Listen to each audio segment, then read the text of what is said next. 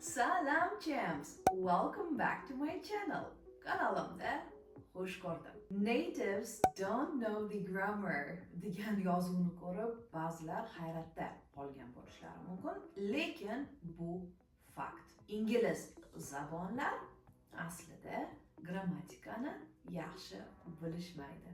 Biz esa tilni ikkinchi til qilib o'rganganlar uni juda ham yaxshi bilamiz. Bu bizning yutug'imiz hisoblanadi. Buning sababi esa biz o'tirib grammatikani o'rganamiz. Nativelar, ya'ni ingliz zabonlar esa buni qanday to'g'ri bo'lishini bilishadi, lekin fan o'laroq bizga o'xshab yillarini mana shunga sarflamaganligi sababli bu aynan nima sababdan bunday ekanligini, buni nomi nima ekanligini, the present perfect continuous qanaqa zamon ekanligini bizga aytib berisha olmaydi. Sababi ular bularni o'qishmagan. Bu albattaki unaqa katta muammo emas. Asosiysi ular to'g'ri gapirishni bilishadi. Biz esa qoidalarni bilamiz, lekin har doim ham to'g'ri gapira olmaymiz. Va ko'ryapsizmi? U yerda ham minus bor, bu yerda ham minus bor. Lekin bizda yutuq ko'proq. Sababi biz qoidalarni bilamiz va sekin-astalik bilan tilni yaxshiroq o'rganib, o'sha bilgan qoidalarimizga amal qilib, tilni ularga o'xshab to'ppa-to'g'ri va chiroyli gapirishimiz mumkin. Ingliz zabonlarining grammatikani uncha yaxshi bilmasliklarining bir qancha misollarini ko'rsatib o'tib ketmoqchiman. Siz esa o'zingizga savol bering. Siz bunday narsalarni qanchalik yaxshi bilasiz? Masalan, ingliz zaboni aytishi mumkin. Yesterday I was running late. Lekin agar siz undan what is the past continuous? Could you please explain desangiz, ular bilishmaydi.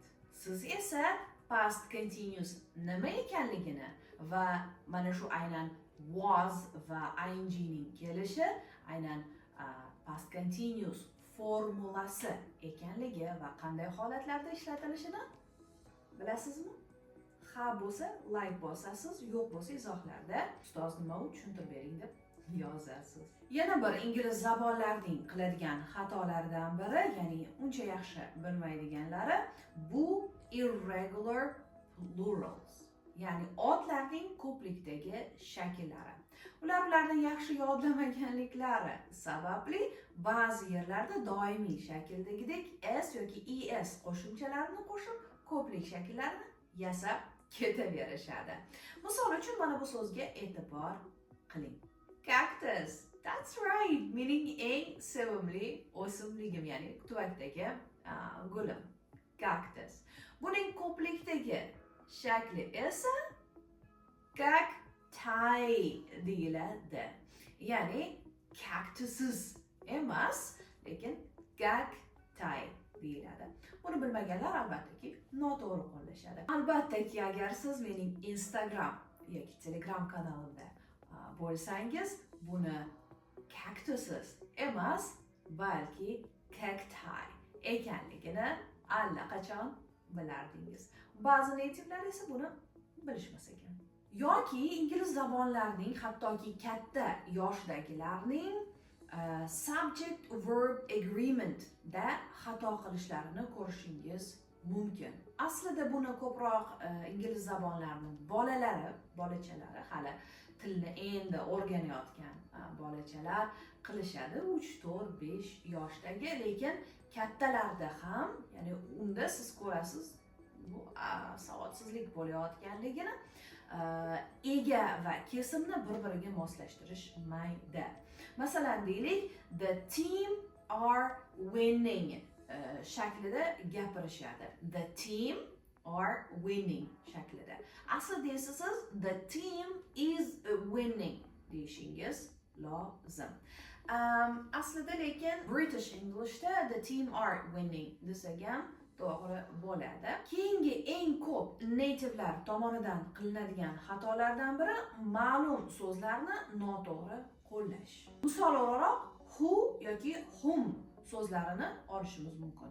yoki lay va lie so'zlarini noto'g'ri qo'llanishini ko'rishimiz mumkin. Misol o'laroq mana bu gapga e'tibor qiling.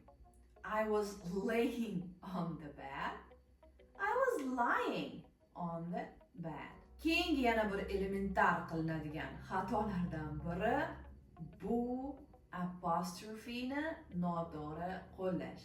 Ya'ni esingizda bo'lsa agar mabodo mavzularimiz orasida umuman ingliz tili grammatikasi mavzulari orasida apostrophe s ya'ni egalikni, tegishlilikni bildiradigan mavzu bor. Apostrophe s. Mana shuni ular biroz noto'g'ri qo'llashadi. Misol tariqasida mana bu gapga diqqat qiling.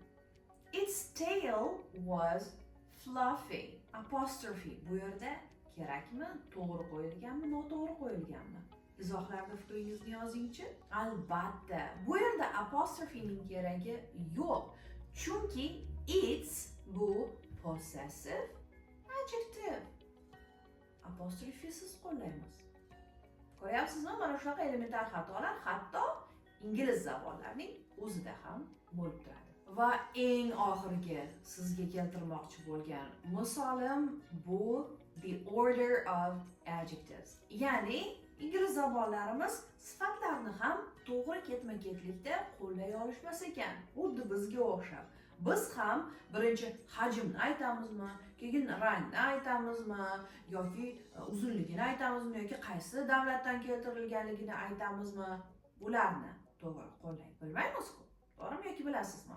Bilsangiz izohlarda bitta emoji qoldiring. Bilmasangiz unda sizni sifat mavzusini o'tgan darslarimga taklif qilaman. YouTube'dan albattaki siz buni topishingiz mumkin. Misol o'laroq nativelar big red car deyishadi. Bizga o'xshab red big car emas. Va buni tushuntirib berish olmaydi. Lekin men sizga hozir bir qiymatli ma'lumotni aytib ketaman. Aynan sifatlar ketma-ketligini imkon topib daftaringizga yozib ketma-ketlikni yodlab oling. Demak, ingliz tilida sifatlarning o'z ketma-ketligi bor. Va bu albattaki birinchi hajm, keyin yosh. Ya'ni bunda yosh deganda biz aynan 20 yosh, 30 yosh, 50 yoshni emas, balki eski, yangini ham qadimiy bo'lishi mumkin yoki eng oxirgi modeldagi degan so'z ham bo'lishi mumkin. Mana shuni ham nazarda tutamiz. Demak, birinchi ko'rib turganingizdek size, ya'ni hajm, keyin age, ya'ni o'sha qanchalik eski, yangiligi yoki yoshi, agar bir yoshi bor narsa haqida gapirilayotgan bo'lsa, keyin esa shape, shakli, keyin esa color, rangi va origin, qaysi mamlakatdan keltirilganligi, ya'ni Egyptian carpet deyishimiz mumkin masalanda, yoki Italian gold deyishimiz mumkin masalan. Mana shu nazarda tutilyapti. Keyin esa material, ya'ni taxtadan ishlanganmi, oltindan ishlanganmi, temirdan ishlanganmi, nimadan tayyorlanganligi nazarda tutiladi. Keyin esa maqsad, masalan purpose, nima uchun, yeyish uchun, aralash qilish uchun, masalan qoshiq bo'lishi mumkin. Va undan so'ng noun, otni qo'yamiz. Va mana shu ketma-ketlikka rioya qilgan holda izohlarda bir gap tuzib bersangiz, men juda ham xursand bo'laman. Mavzuni o'zlashtirdingizmi, yo'qmi? Buni tekshirib olishimiz mumkin bo'ladi. Mana shunaqa gaplar chempionlarim. Ko'rib turganingizdek, hatto ingliz zabonlarining o'zlari ham xatolar qilishadi. Xuddi biz o'z ona tilimiz o'zbek tilida bir dunyo xatolar qilganimizdek, ko'plab qonun-qoidalarni bilmaganimizdek. Shu sababli shashtimizni tushirmaymiz. Balki ingliz tilini yana ham chuqurroq, yana ham yaxshiroq o'rganishga harakat qilamiz. Shunda biz nafaqat so'zlarning, gaplarning to'g'ri aytilishini, balki nima sababdan unday ekanligini bilib, ingliz zabonlaridan yana ham a'loroq bo'lishimizni ko'rsatib beramiz. Lekin agarki sizga ingliz tili faqatgina sayohat uchun, kundalik gaplashish uchun kerak bo'ladigan bo'lsa, bunday chuqur ma'lumotlarni sizga aslida keragi yo'q.